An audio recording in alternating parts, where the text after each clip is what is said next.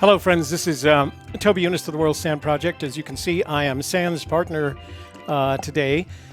First Fridays of every month are Shelley's networking day, where she spends time with other business women. They go to lunch. They do a bunch of other things. So it's a full day.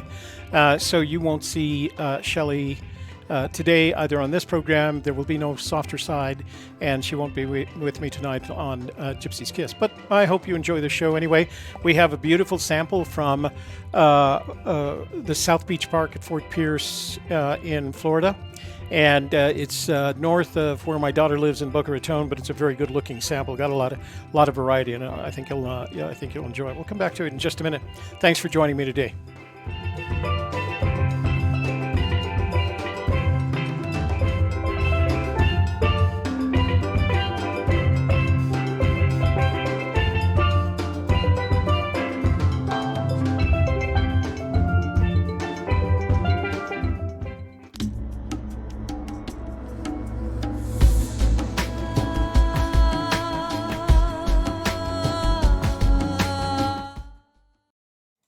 As I said, I've got a great sample for you today, but first we have to do a little housekeeping. Of course you want towels. Go to the beach, you want towels. Remember to like it when you like your... I'm going to start that over again. Remember to like our video today before you leave. YouTube likes it when you like our video. The Shelley likes it, even though she's not here today, when you like our video. Share it with your family, your friends, your neighbors, your business associates, and the entirety of your social network so that we can grow the channel. And then finally, if you are not already a subscriber, this would be the ideal time to subscribe. And that way, every time we begin a live stream, you'll be sent a notification and therefore in the know. And there is nothing better in life than being in the know. So let's get right to it. I've had a lot of fun this week. I do want to mention, on behalf of Mike Healy, we did get your sample. Mike, we use the same address for Gypsy's Kiss that we do for the World Sand Project. And I'm going to make a notation. This was under less postage by about, $2.40. And that was my fault because when we first made that video on how to send a sand, we just weighed it, assuming that they would count the ounces. Apparently, this is what is referred to as a first-class package, as opposed to a first-class letter. So I'm going to strongly recommend, if you decide to send us a sample in this type of package, either check with your USPS office or put at least, I'm guessing, this one is $3.80, $4 worth of postage, and it came from Billings, Montana. So if you're sending it from New York, I asked when I went to pick this up, because I had to pick it up at the post office to handle the postage shortage. And Mike, that's not a criticism. That was my fault. And I asked him if they could estimate, and he said this kind of package, and I'm going to do it because this kind of package can cost up to $6. So if you're sending it from New York to Los Angeles. So I'm going to strongly recommend that before you send it, I don't mind paying the additional postage, but before you send it, check with your postal service to make sure you have enough postage on it, because like I said, it's not a first-class letter. It's considered a first-class package and goes under different rates. I did find out something interesting. The United States of America, U.S. Postal Service, has a $1 stamp. And I didn't know that. So I bought a bunch of them in case I should ever have to send a package like this to anyone else. So, Mike, we did get your package, and that's now on the pile for our Wednesday show. So I think I've got 2 in front of you, so it'll be 3 weeks from today. So let's go ahead and flip over to the window shot, and I'll try and keep an eye.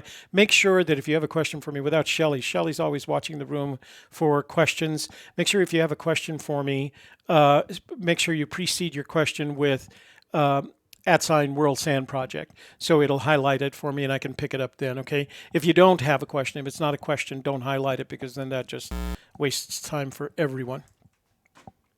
So let's go to Windows screenshot and go to our pictures. And the area that we're talking about today is in Florida on what is called the East Coast or the Atlantic coast. You can see that the continental shelf there extends out pretty far. There's a what they call a faux shelf right here, and then the real continental shelf goes all the way out to the edge here. Those are the Bahamas. That, of course, is Cuba. That's the Strait These are the keys right in there. So it's very Florida, very Florida in its location, and very Florida in terms of the sample because there was a broad variety. As we get closer, we can see again the faux shelf here, the continental shelf over here, the Bahamas, and the area around where this was collected. It says Port St. Lucie, which is the area around. It's in I have the county name. I think it's in Port St. Lucie County, but it's closer to another city that we'll see in just a minute. And as you get even closer, you'll see it's out on that edge between the mainland and the ICW, the Intercoastal Waterway, which goes in here and carries a lot of traffic. I've sailed in that waterway from the Chesapeake Bay all the way down to Florida in my back in the olden days. But it's a nice area. And then there's all these outlets and inlets right here. And what's really funny is that if you go to YouTube and if you search Florida boating inlets or something like that, these things carry a lot of tide effect. And some of the boats that have to get out of here, they're good sized boats, they're large fishing boats. But going in and out of that tide water is just amazing if you're not either with the tide coming in or with the tide going out.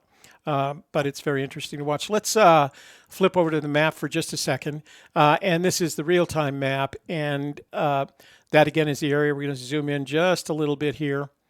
And you can see the point at which it was collected according to the photographs that were collected with it.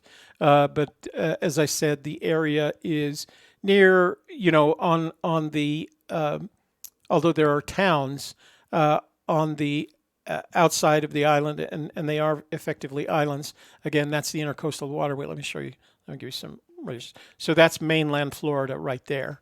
And that area is there's Fort Pierce, which is the area that it's considered. That is north of Boca Raton, where my daughter lives, and West Palm Beach, which has one of the most, I don't know how to describe it, one of the most beautiful VA hospitals I've ever been in. So I went there once because I was visiting my daughter and it was winter and the flights got backed up. So I had to stay an additional 3 or 4 days. And I ran out of some medication that's important to my health, and I had to go to the hospital. I was just really impressed. If you ever want to see a really beautiful building, look up West Palm Beach Veterans Administration Hospital.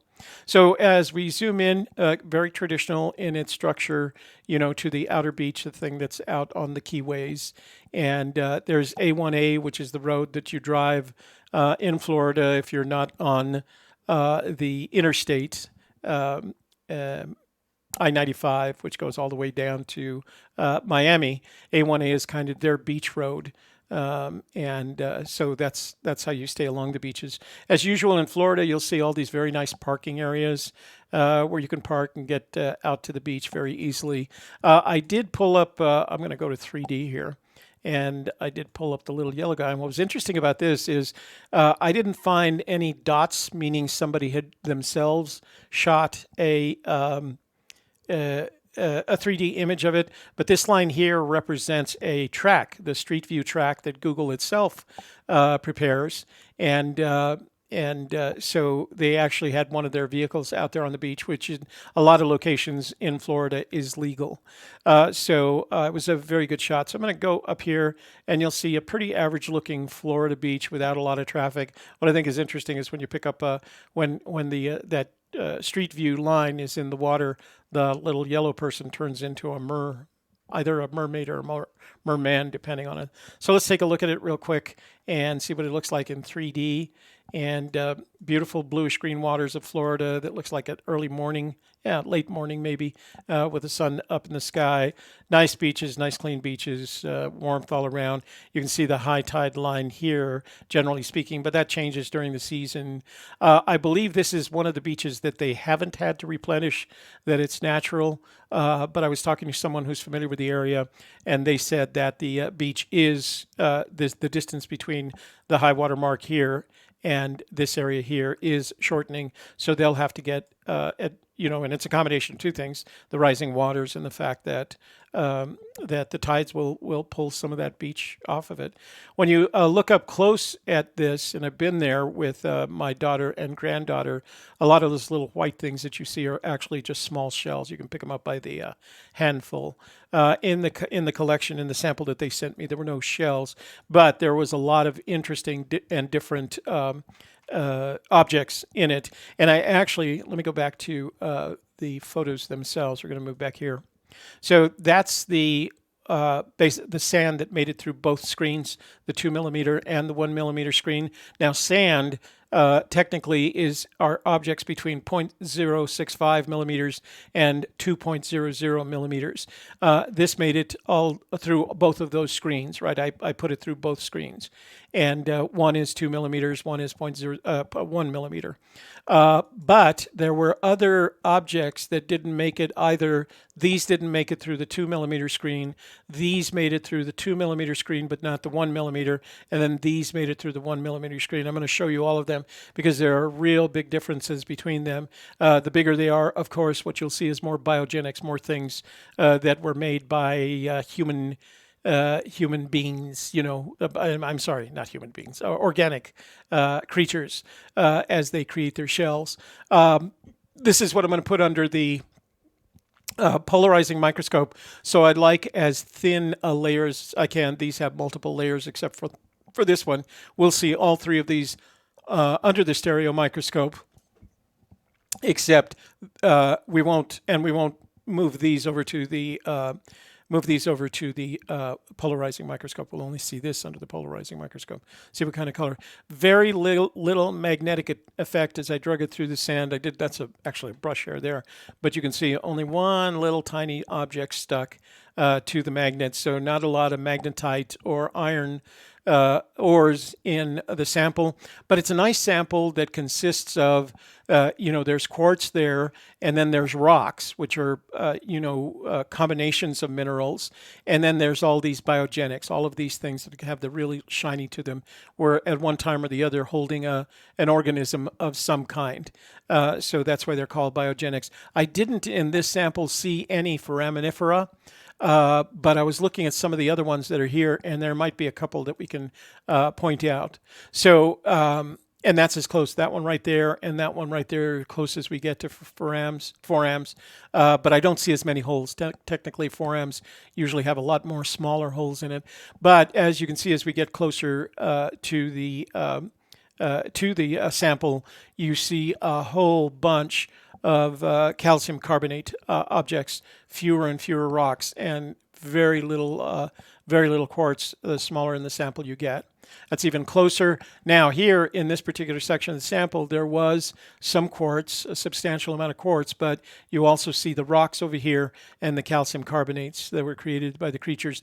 This looks too shiny to be foram. When they're shiny like this, they're actually look more like shells. The forams tend to have a real dull look to them.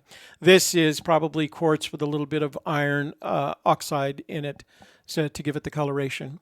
Another shot of it a little bit closer. Same location, just a little bit closer. And these again are what I would call rocks because they're combinations of miracles. Now I forgot the word I was going to say. Oh, that's silly. Atoms make, then they make rocks, or minerals, not miracles. So they're still stuck together in some form, making a rock. Eventually, they'll break down and get progressively smaller. But these are effectively sand grain-sized rocks, and these are sand grain-sized calcium carbonates, biogenics. So again, another shot close, and here I start to see the little holes. That starts looking to me like the forams because that's how they operate. I don't recognize it. I haven't seen it. I have a book literally of sketches that were done by this expert on forams, and that doesn't look like anything I've seen in that book. They tend to be more roundish or more conical shape and sometimes shell-shaped. But there was a lot of really interesting objects in there. That was at one time that white object there was a home to something organic. Something that was made of the same stuff we're made of. And this was the part of the sample that didn't make it through the 2 mm screen. So technically, this is not sand. These are basically, classified as pebbles at this point because of their size. There is a small grain of quartz in there, but that was probably because it stuck to one of the other pieces here. There's another one right there. So a big broad variety, but very Florida looking. And all these, again, this didn't make it through the 2 mm screen, but you can see all these holes there indicate organic life at some time or the other. The striations in the shell indicate the same thing. So pretty interesting sample. Let's switch over to the camera now and take a look at this under the stereo microscope. I'm going to have to slide off screen. And this is the smaller of the samples. This particular sample made it through both the 2 mm screen and 1 mm screen. So it's fine sand, but not silt. And you can see a lot of the objects that we have already seen. And I'm just going to walk you through this. I'll come back to this, but I'm going to show you this. I'm not going to zoom in yet because I want to show you the size comparison between the three. So this one made it through the 2 mm screen, but not the 1 mm screen. So you can see, and that's at the same level of zoom and focus, and you can see the objects in this are significantly larger. Now, to make the sand that actually came out of the sample, I would have to mix these two little crucibles together. I have gotten in the habit of separating them when I put them into the sample bottles. Up until about 3 weeks ago when I started seeing the significant, let me open up this full screen for just a second. So I put them in these small sample bottles and I number them with a sample number. What I've been doing since I started seeing the big distinction is I've been adding more sample bottles labeled with a number plus A or B or C, and I put the additional sized samples in those. So I'm keeping those as part of the collection.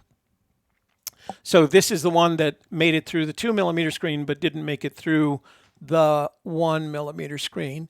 But again, as far as the rules of sand are concerned, this is, oops, I need to keep, without Shelley here, I keep forgetting to go to window shot. So again, this is the one that made it through the 2 mm screen. This is the part of the sample that made it through 2 mm, but not the 1 mm screen. You can see the difference, and I haven't zoomed in anything else. Let me put this back so you can see. Can I put them together? Yeah.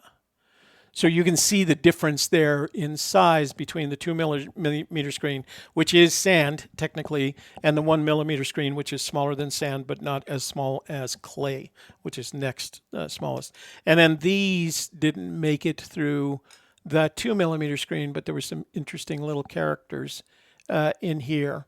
So I'm going to zoom in on this one first, and then we'll go back to the other samples after that. So don't get dizzy. We're going to zoom in.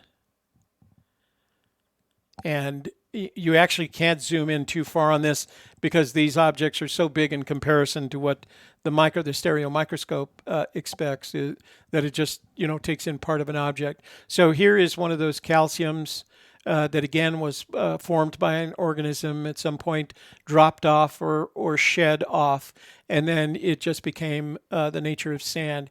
Now this to me starts looking foraminifera-like because it has the little holes, and the little holes are what the foram sticks its legs out of. It lives inside the shell, but it has these kind of goopy, long, spiny legs that it uses to capture food and feed itself. And these are the objects that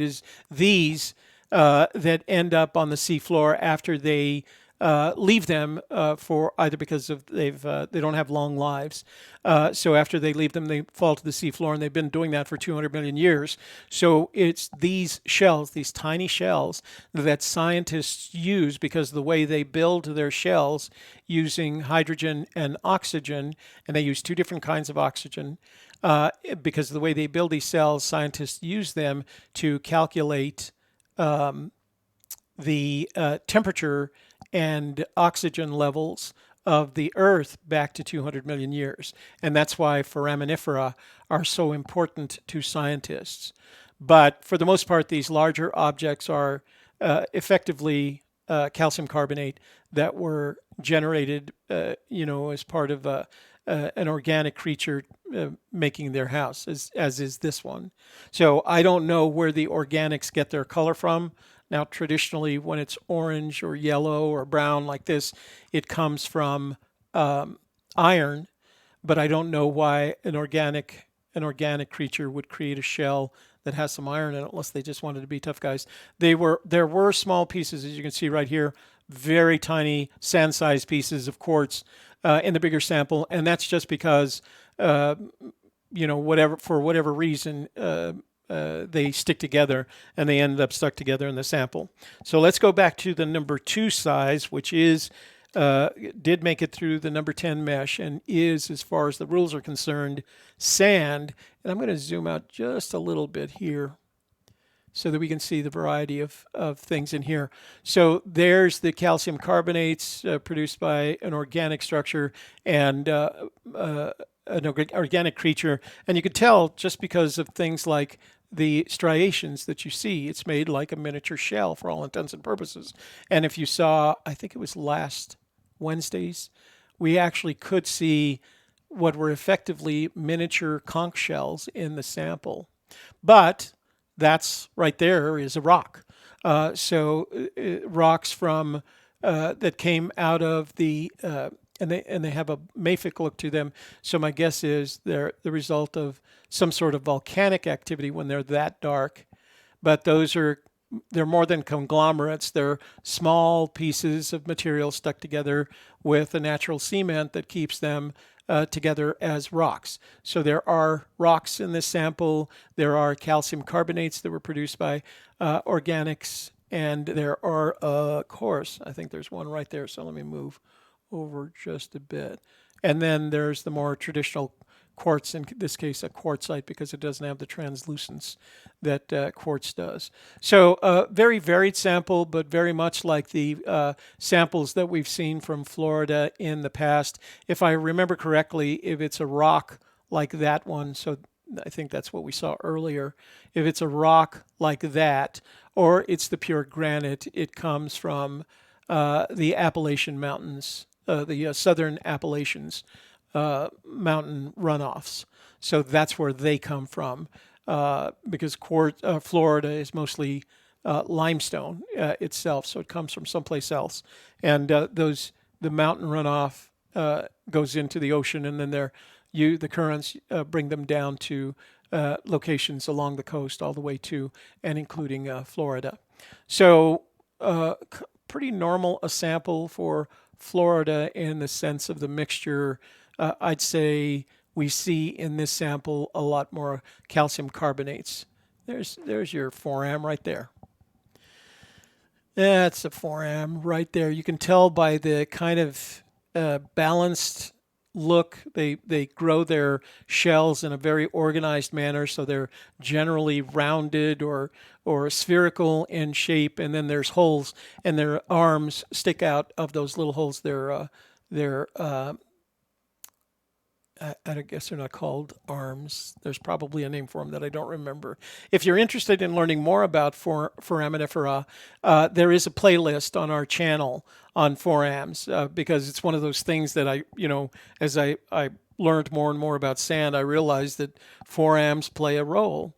The other thing that I discovered, and I shared it in our Hawaii, that if there's coral off any of these beaches, then what happens is there's a parrotfish that has a very strong beak, and it has chompers inside the beak, and it chews on the coral, and coral is just another form of calcium carbonate. It chews on them, takes the nutrients out of it, and then it poops it out. So anytime you see a real white beach like the ones in Florida or the ones in Hawaii, there's a whole bunch of parrotfish poop in it as the result of it eating the calcium carbonate and the coral and spitting it back out again.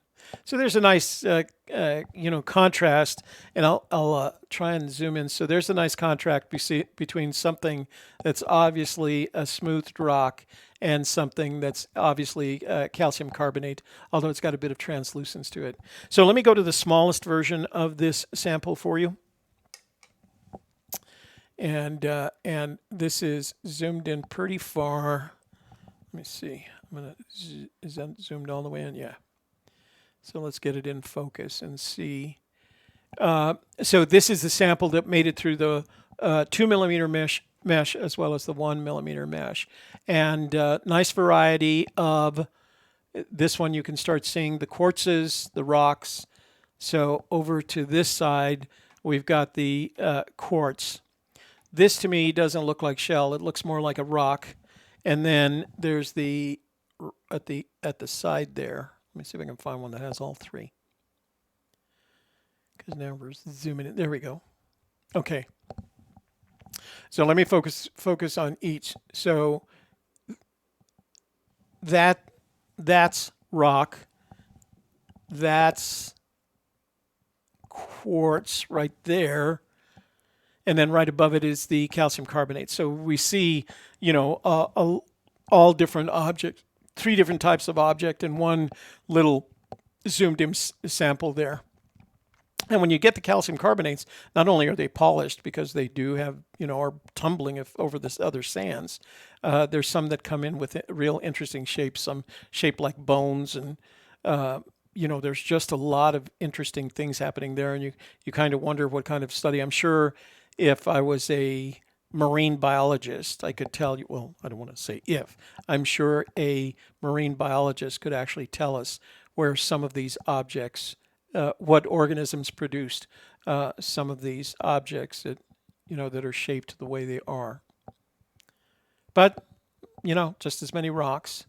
And as I said earlier, not a lot of magnetite. There's a little, I don't know if you've ever seen them. I think they're called puka shells. The puka shells that people find on the beach and make necklaces out of.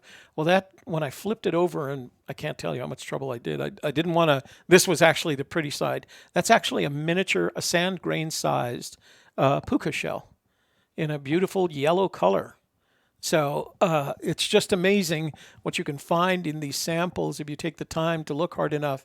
And as I've said in the past, I've dedicated not my entire weekends, but time on the weekend to go back to each one of these samples and see if I can figure out a way to easily pull out some of these singular objects so I can make photos of them as well. And then, of course, there's the what we expect to see in a sand sample, at least some quartz. Now, we have had some. It's interesting because I post some of these photographs to the Reddit geology forum, and I posted the one from Kauai last week, and these are all, I don't say they're all, but there's a bunch of professional geologists in the Reddit group, and one of them said, I guess I have to ask you how a sample of sand from Hawaii could have quartz in it. And the reason he said that is all the sand in Hawaii, whether it's the green sand that we saw several weeks ago or the black sand that we're going to see sometime in the future or the red sand, comes from the islands, and that's all from volcanic action. There is no quartz. Quartz comes from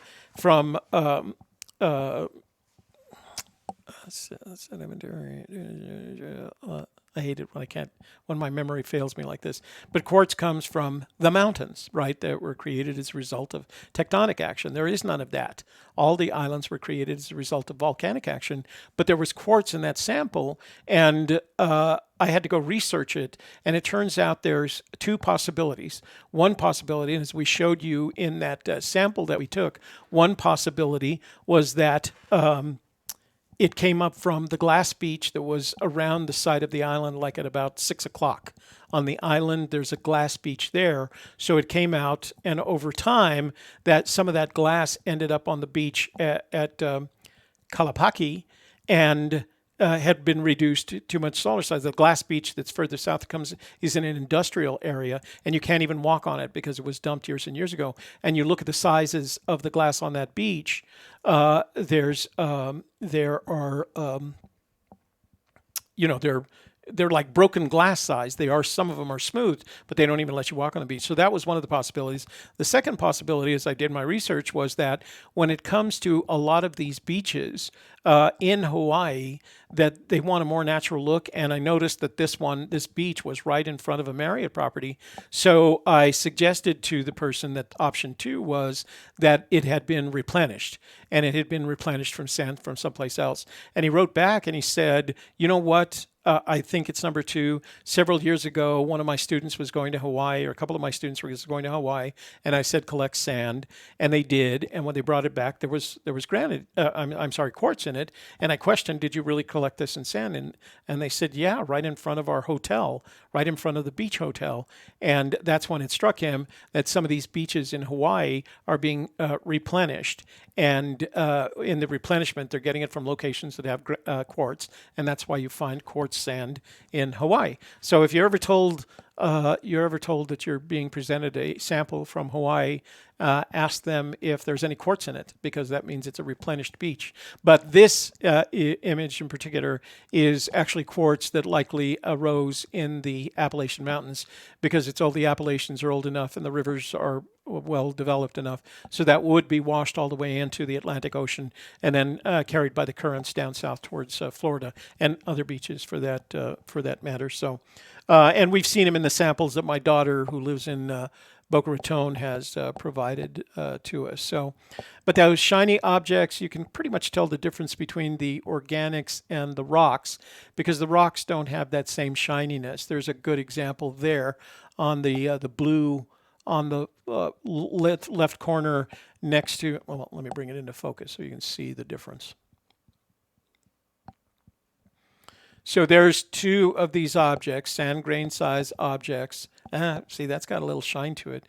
The rocks don't shine. They don't have that glassy look to them as do the organics, the biogenics. So there's a good example. So that's rock. You can see it's very dull, and I don't mean dull in terms of interest. I'm sure a geologist could find several minerals inside of that rock. But when you put it next to one of those calcium carbonates that was produced by one of the organics, it doesn't shine nearly as much, and it's one of the easy ways to tell the difference when you have a sample like this. Of course, the quartz, the other characteristic, the biogenics, is they'll have those striations that represent some activity by the organism that created it. And the quartz, it's easy to tell. It's translucent. It's got those worn conchoidal fractures, and so it's not hard to tell the difference. But there, again, there's a good example right above the quartz. There's the shiny orange organic piece, and then right to the left of the quartz is a natural rock. And I'm hesitant to call them conglomerates because they don't have a lot of the kind of boldness in rock sizes that the conglomerates have. But it's certainly a rock in the sense that it's not broken down to its basic minerals. And if you would, eventually that piece and those pieces there would be broken down even further through the erosion of the beach. So let me switch over to the polarized. Oops, I'm doing it on the wrong thing here. Let's see, I got to do it on here. Doing it on my screen in front of me. So I'm going to switch over to the polarizing microscope. It'll show dark at first because I don't have the light on. But this is coming through the polarizer, and let's see what we got. I'm going to lighten it up just a little bit. And the quartz will show up the best because they're the ones that are translucent enough to reflect light at different frequencies. Is light frequency? Yeah. But this gives us a real good sense of the coloration inside the quartz, and then the organics don't look as shiny under the polarizing microscope. There's a good example of one. You can see a little bit of the shine reflection, but that's definitely got that organic feel to it rather than the rocks. So let's see if we can find a rock. Is that one right there? Smaller one. And because our depth of field is so narrow here, yeah. So you can see it doesn't have any of the shine that, of course, the quartz does, or any of the organics do. So that tells me that it's rocky in its origin. So I've had several people have asked me if I've found any valuable minerals, platinum, gold, and silver. I don't know that I would be able to tell. I'm not that much of an expert at this. And when they're this size, it's hard to tell. We have seen things that look like gold, but, you know, a lot more of these organic objects and smaller rocks. And, you know, you can expect, I guess you can just expect that in each one of your samples, as you collect them and look through the microscope, you're going to look for the combination of organics and rocks and quartz, which you know, has made it out of the rock, survived the rock. Quartz is hard enough at a Mohs scale of 7 that it makes it out while the rest of the rock has deteriorated around it. These sand-sized pieces of quartz have made it out onto their own, and they can tolerate the effects of wind and waves and water and motion so that they survive their travels through those mountain streams. And I don't know if you remember several weeks ago where we were looking at that sand from the Columbia River, and it was consistently just black, you know, dark rocks. And that's because it was so close to an area that had been created as a result of volcanic action. The Cascades on the western coast of the U.S., from all the way from Washington down through Northern California, were created by volcanic action. And so they're basaltic in nature, and that gives them that black color. And very likely that any quartz will make it all the way out to the sea. They have to come from some place that's not volcanic in nature, because volcanoes don't produce that. The lava that comes from volcanoes doesn't have that. They may have other things. They certainly, in the case of Hawaii, have some olivine, but not those western mountains. So the quartz that you see here came from a mountain as opposed to the seabed, which is, again, mostly basaltic in nature. It was created by volcanoes. So if you want to learn a little bit more, we do have several playlists on our channel that we've put up that have to do with geology and mineralogy and the study of foraminifera and things like that. And it turns out that you have to learn, in order to be able to deal with what's in these samples, you have to know a little bit about geology. It just doesn't work otherwise, because what you see in sand is mostly the result of geologic activity, except in the case of the parrotfish eating the coral and pooping it back out. So let me go to the room and see if there's any questions that we can answer for you guys. I'm gonna switch screens here, so give me just 1 second. Oops, that produced a new one. I'm sorry, I didn't mean to do that. So as I said, my partner Shelley is off today. It's her networking day, and she loves taking advantage of that. She really does enjoy it. Let me just open up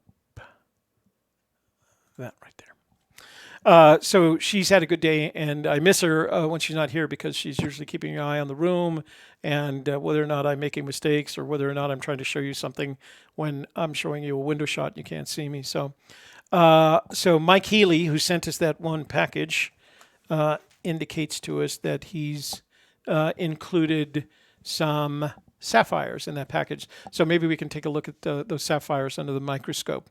Yeah, Virginia, it does look like seashells, because they're created in the same way.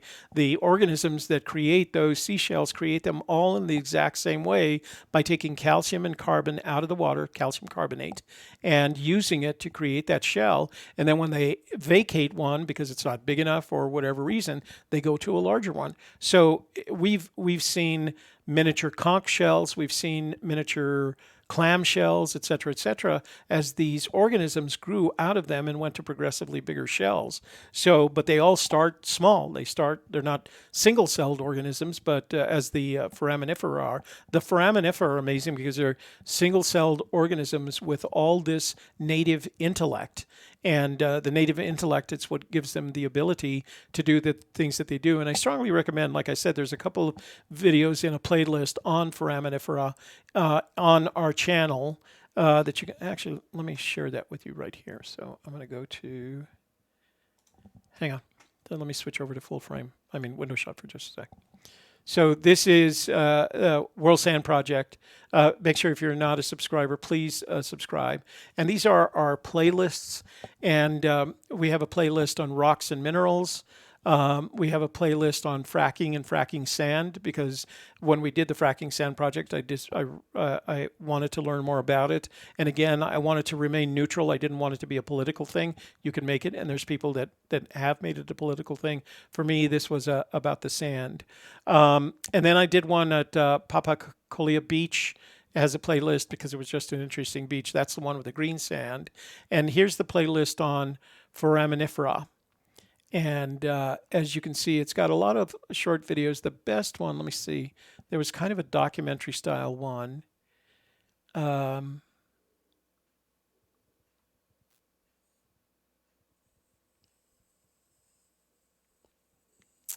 think it isn't the long one. But there's a really interesting one in there that explains how scientists used foraminifera in order to accomplish their paleontological time estimates. And this woman, as you see in this video right here, is holding a model of one. They had one modeled in 3D, but in reality, it's almost invisible to the naked eye. But that's that on her screen behind her. You'll see that's what it looks like. Those little arms push through the holes, and they use to capture their food. And some of them, the ones that escape, become plankton. Plankton is actually a form of unprotected foraminifera, and it was those plankton that ended up on the seabed that were pushed under the land masses that turned into petroleum, because the fat in that plankton actually turned into energy. So when you look at a piece of coal or a piece of crude or a container of crude oil, not that we ever, that's actually started life as plankton in the ocean. So I'm looking forward to opening up your package. We'll open it up. Stephen, I haven't opened the others. And it's at least 3 Wednesdays out, because I have 2 in front of you. And we're doing the ones that we receive, the samples that we receive on Wednesdays, because we make pendants from them. And if you want to know, so this sand list is about the shortage of sand that caused me to start this project. And then these are samples of other YouTubers who have one time or the other, they don't seem to keep it up, they do it once or twice, of sand under the microscope. But I wanted to show you, if you are interested in sending us a sample of sand, please watch this video here. I'm going to turn it off right away because it's going to make sound. It's how to send us a sample. And the only thing I'm going to recommend is that you ignore the postage that we put on the sample, because that was my mistake. I weighed it, and I assumed that by weighing it, I could do, it was 3 ounces, so I needed 3 stamps, and I was wrong. And that's because this size package is actually a first-class package versus a first-class letter. So, and that was the sample, by the way, that ended up doing the same thing to me and ended up coming back to my email address that we showed you. That was the Rio Rancho sample that we saw a couple of weeks ago. Let's see. Doug Carver says, just seen YouTube show on rare earth. Thank you. Mike Healy says, sent you $5 via PayPal. Well, Mike, thank you very much. You can, if somebody wants to contribute to this project, you can use our PayPal account at paypal.me/a gypsy's kiss. It's all the same PayPal. It goes into the same PayPal. Yeah, Doug, you would have to pan the sand in order to get the heavies out, and the heavies, generally speaking, are what the magnetites. I'm not sure that you'd find any gold. You'd have to. There's a couple of places, I'm sure, like in Alaska, that you could process the beach for gold, but I don't think there is enough in any of the beaches that we've seen on either the East Coast or West Coast that would result in that. Novaland says, what kinds of sand produce interesting result? Regular granite of different kinds, are they any interesting? Or are they just too plain? Could send some from Sweden. From Sweden, that would be great. The best sand, in my experience, is beach sand, because it has the most variety. Now, that's not always true. We saw some beach sand from Galveston that Lisa sent us, and it was mostly quartz. It didn't have a lot of organics or rocks in it. The sand that we got from the Columbia River that the other Lisa Smith, sent us was mostly rocks and very little quartz and no organics whatsoever. Whatever sand is, wherever you send it from, it's sand, and each sand will represent the area from which it arose. And if it's black, like the one we saw from the Columbia, that means it was volcanic action on landmass rather than the seafloor. If we see it from a beach in Hawaii, it's going to have organics. It's going to have fish poop, as I like to call it, but very little quartz, because the Hawaiian Islands were created as a result of volcanic action. The difference between the volcanic action on the seafloor, from the seafloor, versus the volcanic action of the Cascades is the Cascades pushes stuff up with it on the landmass. So the lava picks up stuff that it didn't plan, but it's mostly basalt. It was mostly black basalt rocks, although they were sand grain size. But beaches tend to be interesting, especially if they're white. But honestly, I've got several samples of Hawaiian beaches that, red and black, and we saw the green one already. So the colors indicate that there's something interesting going on with that beach. If you have a black sand beach, my daughter sent me a sample when she was in Iceland. She's in Marrakesh this week, just left Marrakesh, going back to Spain, and she got me a sample in Marrakesh, and she said it was real red. As she looked at it, we'll see what's in there. From the sand sample that she took. So whenever you see color in it, when you see white, generally speaking, it's going to be quartz, if it's a very pure white, except in the case of white sands, which was gypsum, and which may be, forgive me, white sands, which may be the most, not only difficult to view in a microscope because it was just pure white. It's just gypsum, and it's a very flaky gypsum, so it's very hard to view for those of you that saw that show. So let me go back to full screen here while I'm talking to you. Very hard to view and under the microscope. As a white sand, it just wasn't very interesting. On the other hand, just north of that in Colorado is the Sand Dunes, Great Sand Dunes National Monument, and we saw a variety of quartz, of rocks, of basalt, because some of that came from the mountains east of the west of the sand dunes, and those were all created as a result of volcanic action, while the mountains east of the sand dunes were created by tectonic action. So it had mixtures of the two types in there, rocks and quartz, but no organics. There's no organics in that. No biogenics. So every beach has, I feel. Not that I was looking at my sample box last night. I'm about to fill my first sample box with 30. It has 36 spaces, and I'll take a picture of it for you.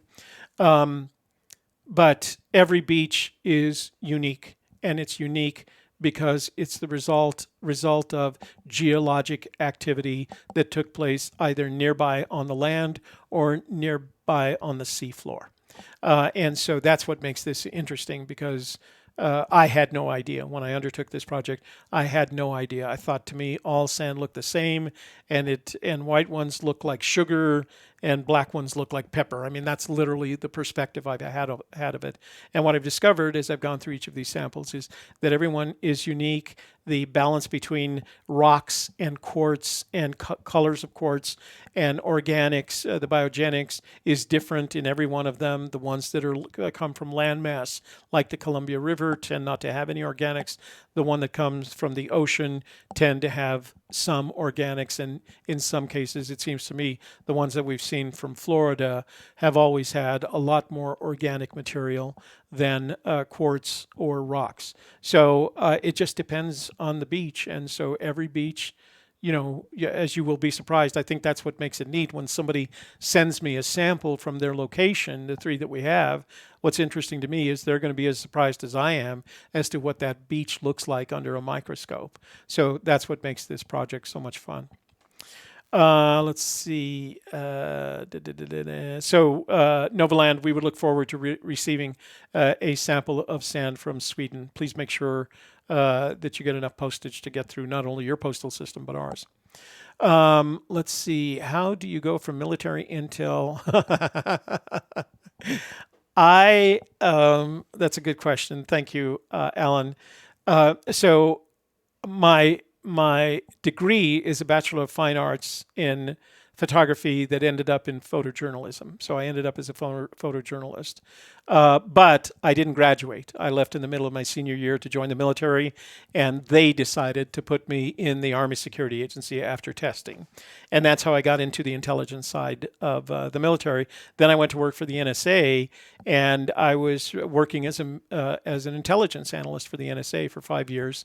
But I was trying to finish up my degree at the Corcoran School of Arts, which at the time, that time was independent. Now it's part of the George Washington University system.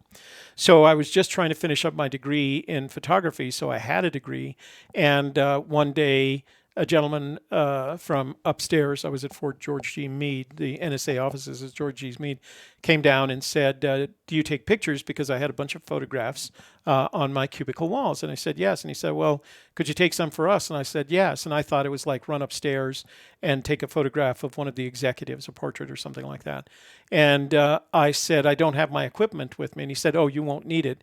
Your orders are downstairs. And I went downstairs and my orders were for 3 months in Nairobi, Kenya, and I was surveilling the Russian embassy, the Russian and Chinese embassies in Nairobi. And that started, I did that for about another, 6 months. And then my boss suggested I become an independent contractor, and I spent from so it would have been 1980 to 2010 as an independent contractor. And because I had a security clearance, that's how I stayed with the intelligence community. I took one course in college, early in college, an elective in geology. I remembered none of it, but what got me interested in learning more about this was the TEDx video that Vince Beiser did on the world's shortage of sand. That took an interest. I actually took an interest in that because I've always been ecologically and environmentally active. I showed you the story of the spill that I worked on with Janet Bridgers. So I've always done something because I think it's important to my children and grandchildren. So that interested me because I never heard of it. I never heard the problem. So I assumed that other people hadn't heard the problem either. So I watched more videos. I bought Dune Wars or Sand Wars that was done by Dennis. Oh, I can't remember his name. I could go back to the playlist and you can see it. And I became interested in the concept of sand as a resource. And so I thought, how best to get people interested in sand as a diminishing resource and a very hard to replenish resource because it takes tens of thousands, if not millions of years to create a grain of sand. And I thought, how better than to show people what sand looks like under a microscope. So I had the microscopes because I've always been interested in microscopy as a hobby. And I thought, well, this was a good way to use them. And then after, researching the problem of sand, I realized this was you had to understand geology and understand what happened to it.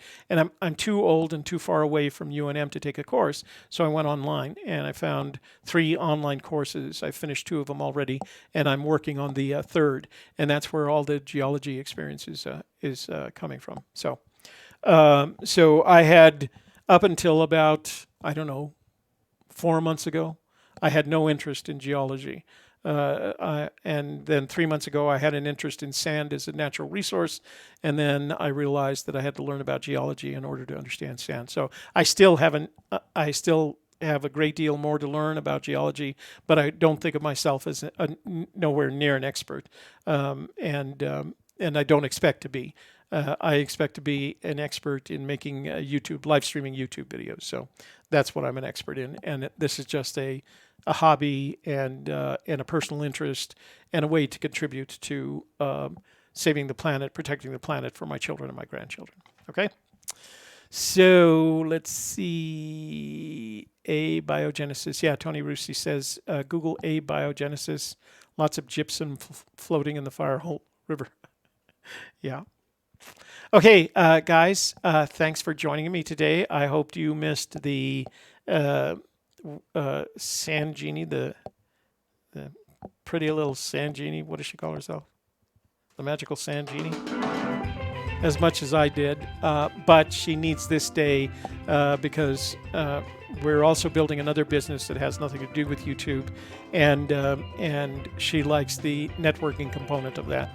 So on the first Friday of every month is her networking day, and so she won't be with me. There will be no Softer Side at 4 o'clock. There will be a Gypsy's Kiss. We're going to start calling First Friday, Fen Treasure First Friday, and it'll be me alone, and it'll be a lot like our Saturday night shows where we mostly take phone calls. So join us tonight for that, okay? Otherwise, I hope you enjoyed today's sample. The links to the photos as well as links to the maps are in the description box below. So if you'd like to return, and somebody asked me if I could make pictures for them, so I'm going to give you permission on this show. If you want to make a photograph for yourself, not to publish a book or start selling, but if you want to make a photograph for yourself of any of the images in any of our albums, you can go to our albums, you can left click. So let me do this real quick. I'm going to run out of music here in just a second. So you can left click on this and you can save the image to your desktop, and you're welcome to make a print from that for yourself if you want to make a print. So I don't have any problems with you guys doing that if you like them that much, okay? So please feel free to do that, and we've got quite a collection up there right now as it is. So, all right, you guys, thanks for joining me today. Have a good day, and we'll see you later this evening.